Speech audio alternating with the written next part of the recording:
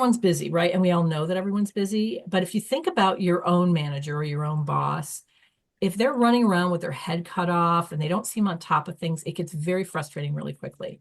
Like you send them an email, you don't know when you're going to get a response. You don't know if they're going to be available to you. Sometimes you're not even going to be able to schedule a meeting with them. And of course, I work with people that have bosses as well as people that are bosses. And the biggest frustration that every single person that I work with is their relationship with their boss. And the biggest frustration that people have with their bosses is that their boss is not available to them. I have people going, I don't even know where my boss is. I couldn't have a one-on-one if I wanted to. So the bosses who are on top of their work organization and can be truly present for the people on their team are the ones that earn undying loyalty from their team. So if you want to be in the top 1% or 5% of leaders, you have to be on top of your work. And so even though you're completely overwhelmed, which all leaders are, you've got way more work to do than you can. You have to get really good at prioritizing. You have to get really good at containment. You can't spend your whole day trying to get your work done and in that conflict about how do I spend time with people versus how do I get my work done. You have to figure out how to get your strategy time. You have to figure out how to get your administrative time. And then you have to figure out how to be completely present for people when they need you. And that means scheduling one-on-ones proactively. And it also means spending time with people when they come to you. And often that's an interruption and you won't be able to get things done during the day when you're in the office because you're really there to focus on people and connect with people. So that's a big thing because the managers that seem busy, they look like they don't have control over things. When managers are really busy, they give off kind of this frenzied anxiety to the people around them. And managers who are organized and on top of it so that they are very present and calm around their team, they give out this vibe of calm, which is very reassuring to the people around them. And it's night and day to have a manager that makes you anxious versus a manager that makes you feel reassured. So how have you helped your clients with time management? A great question. You know, there's so many great time management tools. So I'll say, first of all, I'll share a couple of my favorite tools. And then I'll also say that a lot of people struggle with time is a deeper issue. It's not just the time.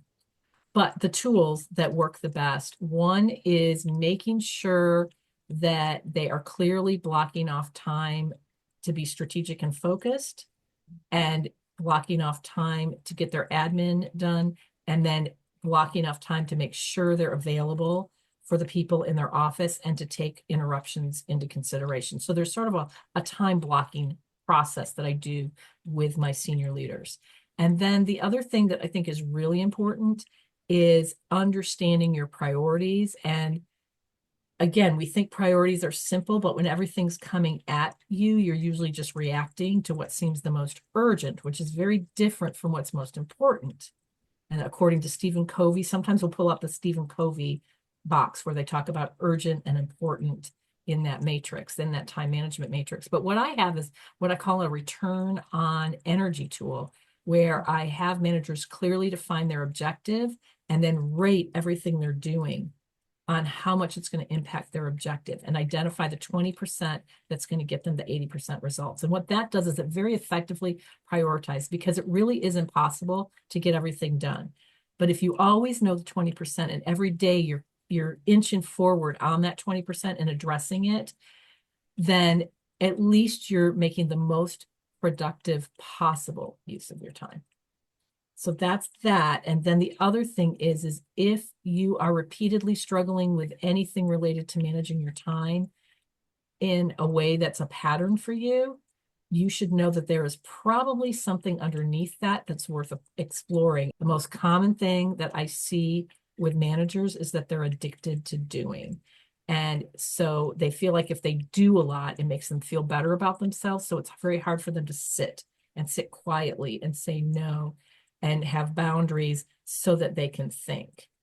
And they always complain that they don't have enough time to do that. But then when you actually work their schedule so that they have the time, they start getting really uncomfortable and restless. And that's an indication that there's something going on underneath imposter syndrome, whatever. And sometimes people solve that by being overly busy so they don't have to think about those things. So sometimes we need to explore that as well.